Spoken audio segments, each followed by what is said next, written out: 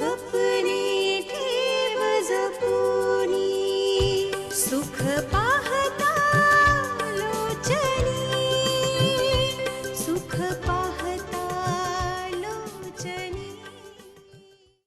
अजून एक छोटंसं कन्फेशन करायचंय। तू जर माझ्या आयुष्यात नसती आलीस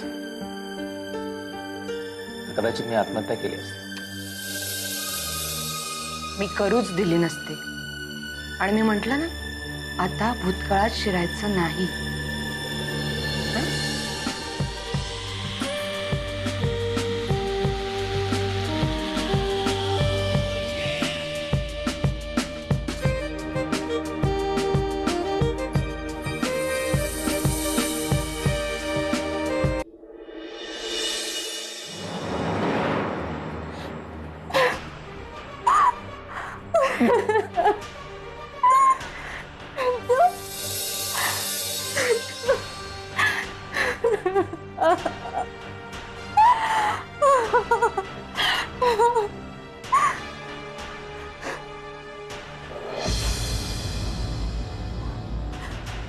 संजू,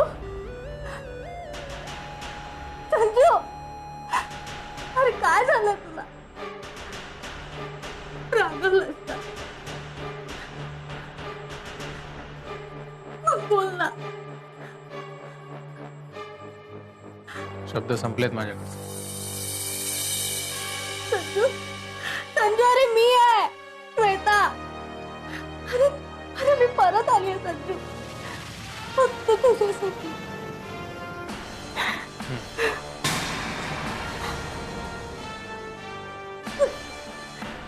संजू, मी तुझा राग समजू शकते रे, पण मी तरी का करू?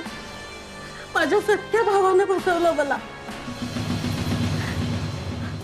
ओके, नाटक बंद करूया।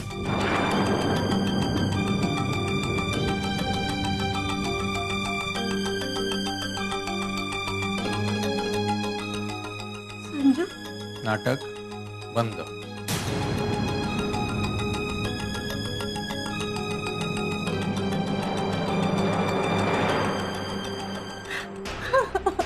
संजू, अरे मी तुझा राग समजू शकते रे, पण म्हणून त्याची एवढी मोठी शिक्षा नको देऊस मला। नका देऊ संजू। संजू, एकदा हस ना, एकदा बघ तरी माझ्याकडे। संजू, बघ ना माझ्याकडे, हस ना संजू, हस ना।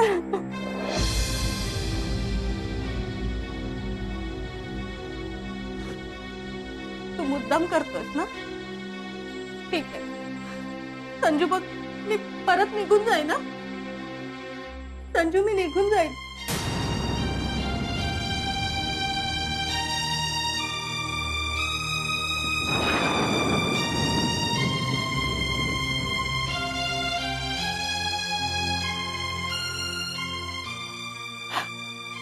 संजू,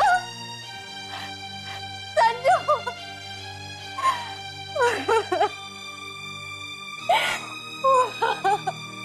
संजू, मी परत आले तुझ्यासाठी। संजू, बोल ना एकदा माझ्याशी। संजू, संजू। लय म्हणजे लय मजा आहे ना साहेब। मजा? मग मी तुम्हाला माग बोललो नव्हतो का की एक बाई बंगला पाहून गेली म्हणून?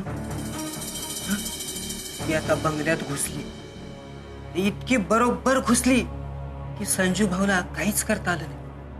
असं बंगल्यात राहते? मग आणि संजीव तुला बंगल्यात राहायला देतो? माझा अंदाज आहे की ह्या बाईला काहीतरी करणी मोहिनी करता येत असतात। हा? हो, आणि ती बंगल्यात घुसली, ती बंगल्यात घुसली।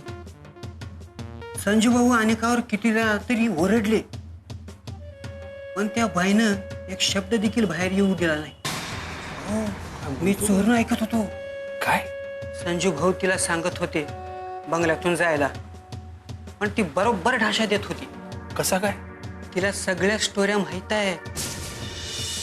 संजू भाऊची स्टोरी, वर्षा आणि त्या वकिलांची स्टोरी,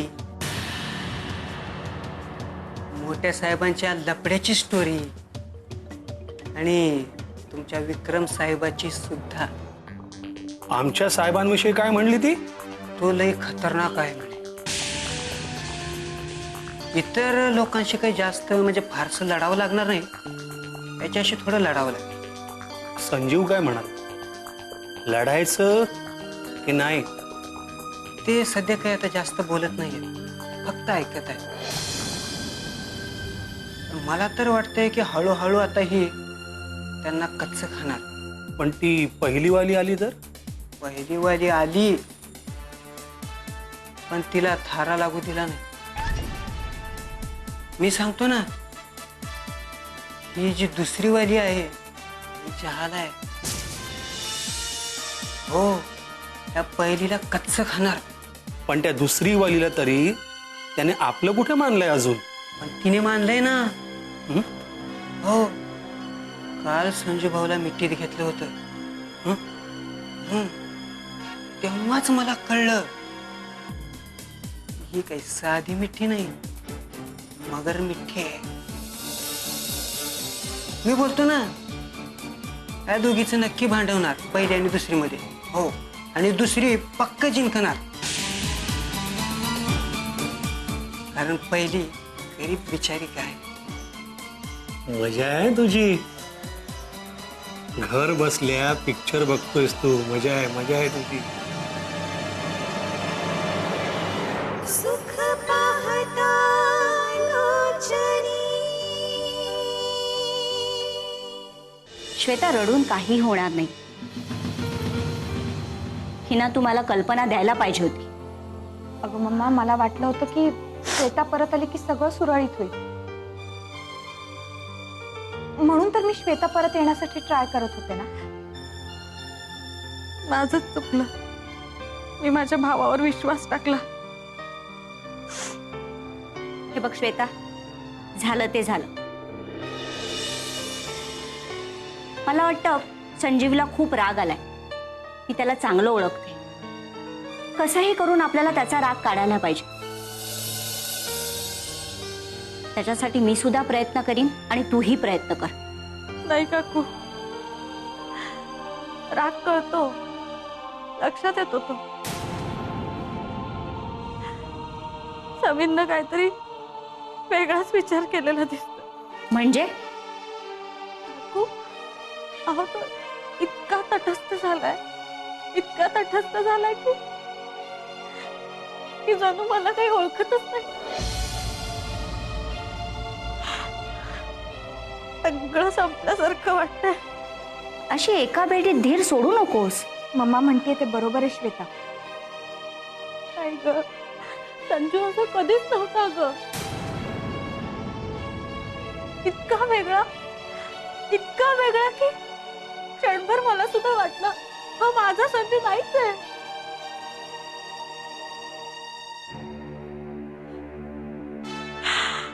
नाही ग,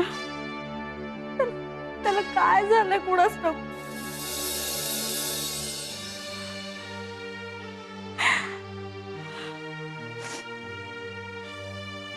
सॉरी मम्मा,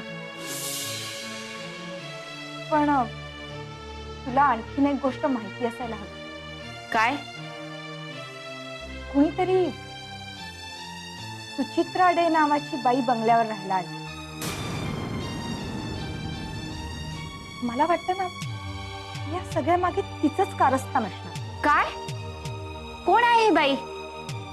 अगं, मी खूप माहिती काढण्याचा प्रयत्न केला, पण काही पत्ताच लागत नाहीये तिचा. बट आय थिंक या लोकांपैकीच कुणीतरी तिला प्लॅन केलं. ते ठीक आहे ग, पण तिच्या बंगल्यात राहते कशी काय? ऑब्वियसली संजीवच्या परवानगी. काहीच कळत नाहीये मला. तू आधी का नाही सांगितलंस मला? मम्मा, मला वाटलं संजीवच तिला बंगल्यातून हाकलून देईल. ठीक आहे, मी बघते सगळं. श्वेता, तू उद्या परत संजीवकडे जा आणि सगळं त्याला विचारून घे. आणि कुठल्याही परिस्थितीत तू परत जाऊ नकोस.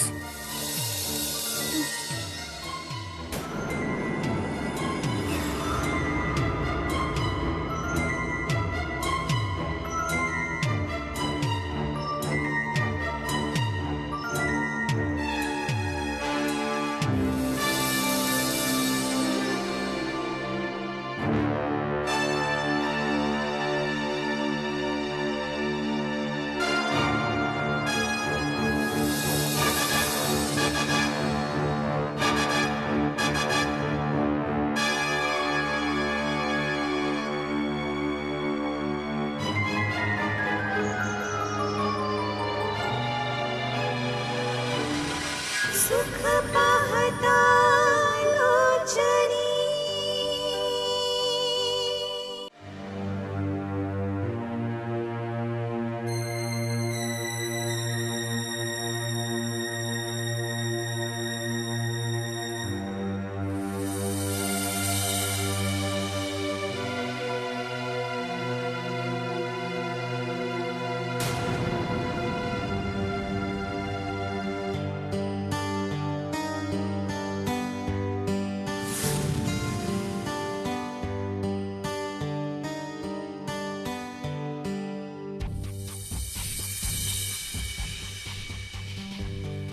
संजीव,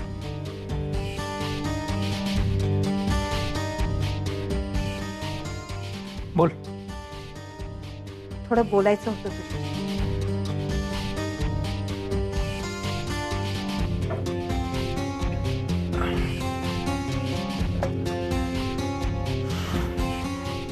बोल. थोडं महत्वाचं बोलायचंय. मला माहिती आहे तुला माझ्याशी श्वेताबद्दल बोलायचं आहे. हो, बाहेर जाऊन बोलूया. का? मला वाटतं सुचित्रा डे घरात. मग काय झालं? हे बघ, माझ्या आयुष्यात पर्सनल असं काहीच राहिलेलं नाही. बोलतो. अरे पण विनाकारण सगळ्यांना या गोष्टी कशाला कळायला हव्यात? हे बघ, कोण कुठल्या गोष्टीचा कशा पद्धतीने फायदा घेईल ते नाही सांगता येत. हिना, माझ्या घराचे दरवाजे मी सगळ्यांसाठी, अगदी सगळ्यांसाठी सताड उघडे ठेवलेत. कुणीही ऐकावं. आणि जर तसं नसतं तर या बाईला मी असं या घरात घुसूच नसतं दिलं. स्वतःला खूप शाणी समजते. तू असं का वागतोयस संजीव? अरे का संपवतोयस स्वतःला?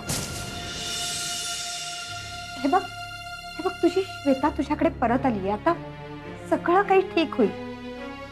श्वेता माझी नाहीये, ती पुन्हा राजघराण्यातल्या पुरुषाची. प्लीज संजीव. अरे मी तुला आधीही सांगितलं होतं, विकासने, तिच्या भावाने हा सगळा प्रॉब्लेम क्रिएट केला. त्याने बळजबरीने तिला फोन करायला लावला. त्या बिचारीचा काय दोष आहे रे? तिला दोष देतच नाहीये ना. अरे पण मग तिच्याशी असं का वागतोयस? मला तिला दूर ठेवायचं. का?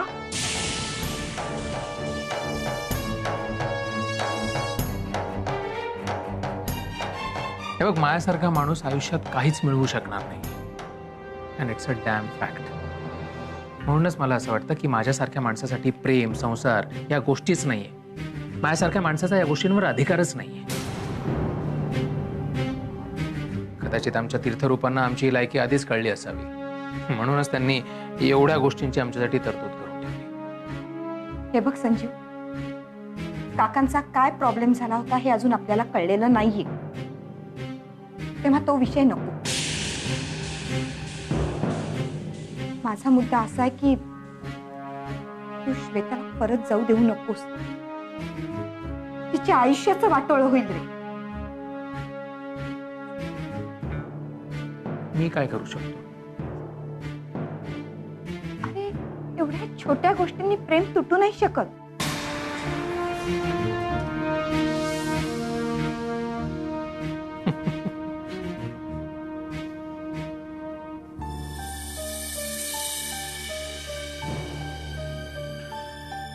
एवढ्या छोट्या गोष्टींनी प्रेम तुटू नाही शकत. कुणावर प्रेम करणे ही सर्वात कठोर तपश्चर्या आहे. आध्यात्मिक प्रेमाची उंची गाठण्यासाठी सर्वोच्च कोटीचा त्याग आणि समर्पण करावे लागते. ह्या अशाच वाक्यांचा अभ्यास करतो.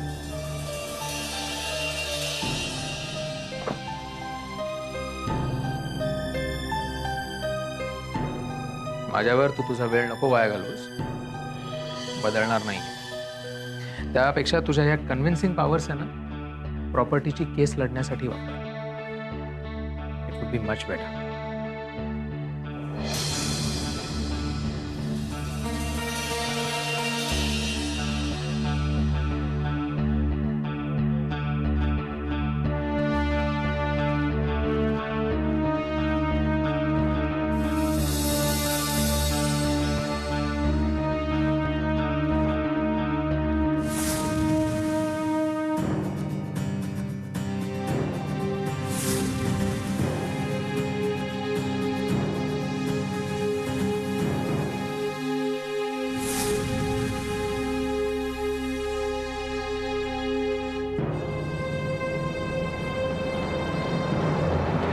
इंद्राणी जोशी येऊन गेला चौकशी करायला. बर, काय म्हणत होते? फारसं काही नाही, कडेकडेनं चाचपणी केल्यासारखं आपला अंदाजानं बोलत होत्या. मुळात त्यांना काय विचारायचे तेच त्यांना कळत फार कच्ची हो. कसे काय मोठे होतात असे लोक मला कळत नाही. अहो त्याचं काय असतं तेव्हा? काही महत्वाच्या पण अगदी सोप्या केसेस हाताशी लागल्या आणि त्या जिंकल्या की व्यवस्थित पब्लिसिटी केली जाते, झाली मोठी. आणि मग काय एकदा मोठं झालं की मग लोकांना तोच डॉक्टर आणि तोच वकील लागतो. दुसरं कोणी बुद्धिमान असू शकतं याच्यावर विश्वासच बसत नाही त्यांचा. Correct observation. पण मग पुढं झालं काय? झालं काही नाही, चौकशी करत होती. मुळात तिला काय विचारायचे तिचं तिला सुधरत नव्हतं हे माझ्या आलं लक्षात. मग मी घेतली तिची शाळा.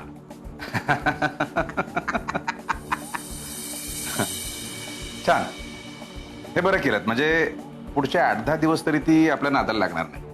चूक करताय, असं होणार नाही. मग आता तर तिच्या कायदेशीर हालचालींना खरा वेग आहे. कशावर? तोच माग काढायला तर ती आली होती. म्हणजे माझ्या विरोधाची तीव्रता कितपत आहे हे तिला जोखायचं होतं.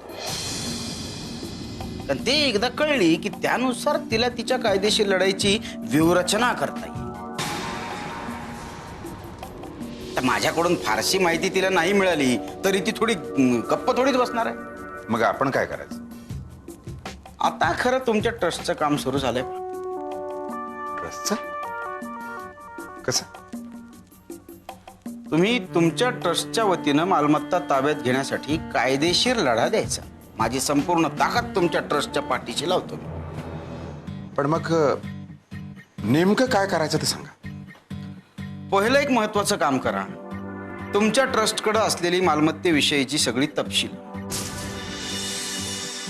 ती आणि परब साहेबांच्या सहीची काही कागदपत्र त्यांनी लिहून दिलेली हा सगळा गठ्ठा घेऊन ऍडव्होकेट म्हात्रेंकडे जा. मी तसं त्यांना बोलून ठेवलेलं आहे. ते सगळ्या कागदपत्रांचा नीट अभ्यास करून व्यवस्थित फ्रेम करून दावा ठोकतील. पण महाबळ साहेब, समजा जर ट्रस्टनं ठोकलेला दावा योग्य ठरला आणि सगळी मालमत्ता ट्रस्टच्या ताब्यात गेली, मग आपल्या हातात काय?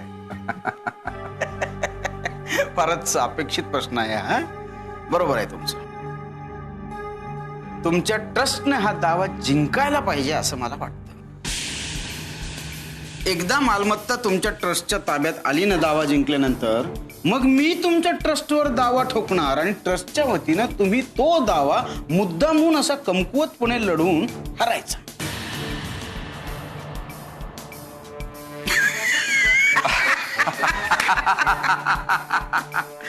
एका मामूली गौंड्याचा एवढा मोठा बिल्डर मी झालोय तो उगीच नाही हो. सगळ्या बारीक सारीक खाचा खोचा माहीत असायला पाहिजे माणसं. मानलं तुम्हाला बाबा.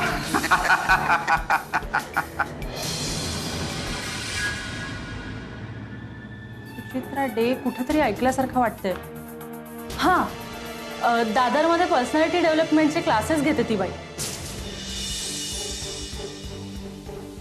हो, तिचंही नाव सुचित्रा डे असंच आहे.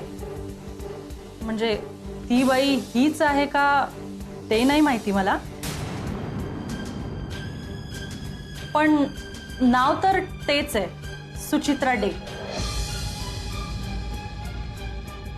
पण नेमकं झालंय काय? नाही म्हणजे मी जेव्हा जेव्हा बंगल्यात गेले तेव्हा तेव्हा ती बाई तिथेच होती म्हणून म्हटलं. म्हणजे तुम्ही बंगल्यावर नाही राहत का आता?